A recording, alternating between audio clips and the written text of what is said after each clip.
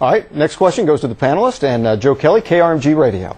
Senator Rice, let's go back to the economy here for just a moment. The state of California says that it may run out of money by the end of this month, and Governor Schwarzenegger had indicated that he may seek to borrow $7 billion from the United States Treasury.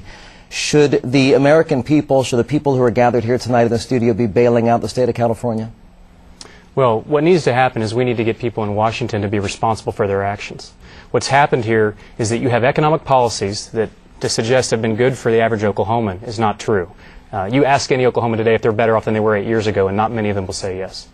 There has to be accountability for putting special interests in charge of making their own rules. The pharmaceutical and health insurance companies wrote their own rules on the Medicare law, and Senator Inhofe allowed them to do it.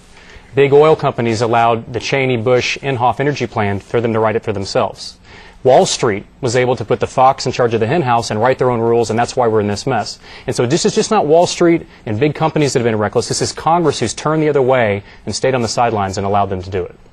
All right, Senator Inhofe, 30 seconds. Well, I certainly don't think we should be bailing out California. California, you know, they don't do a lot of things right. I sit next to Barbara Boxer on the Environment and Public Works Committee for 3.5 hours every week. That's heavy lifting. And I listen to her talk about the things that they need out in California. They don't take care of themselves in California. We shouldn't bail them out. All right, Senator Rice, 30 seconds. Well, California's got policies that are moving their state forward on energy independence that we are failing to do here in Oklahoma, and that Senator Inhofe has had a bad record on. For instance, we have a company in Norman, Oklahoma called Berge Wind Power that's developed small wind turbines that many people in Oklahoma could benefit from.